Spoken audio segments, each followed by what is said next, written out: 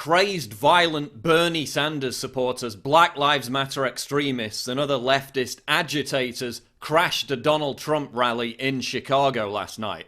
Unhinged mobs assaulted people, attacked police, tore up signs, blocked ambulances, fired guns in the air, and threatened to rape women.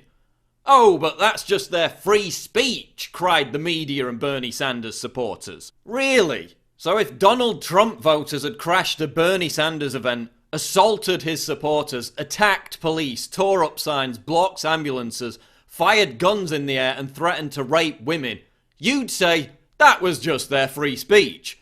Look at this Bernie supporter expressing his free speech. He's an anti-violence activist after all. Here's another peaceful Bernie voter, proudly threatening to physically attack Trump supporters. Here's a peaceful Bernie supporter flying a communist flag, a political system responsible for the deaths of hundreds of millions of people. So peaceful. Here are Black Lives Matter supporters wishing that someone had tried to assassinate Trump in Chicago. Look who showed up to voice his support for the anti-Trump crowd. Domestic terrorist Bill Ayers. And who did Megyn Kelly blame for all this? Donald Trump. Trump's own rhetoric at his rallies, and in particular, some of the violence we have seen at his rallies, some of the violent clashes with protesters, who often are African American, has fed into what we're seeing here tonight. Who did Rachel Maddow blame? Donald Trump. Before this rally started, when we saw what was happening in the streets outside this event, and we saw what Donald Trump had done to incite violence, and I'm saying that deliberately, to incite violence from his event earlier today in St. Louis. Who did Ted Cruz blame? Donald Trump. But in any campaign, responsibility starts at the top. Any candidate is responsible for the culture of the campaign. You create an environment that only encourages this sort of nasty discourse. Who did Marco Rubio blame?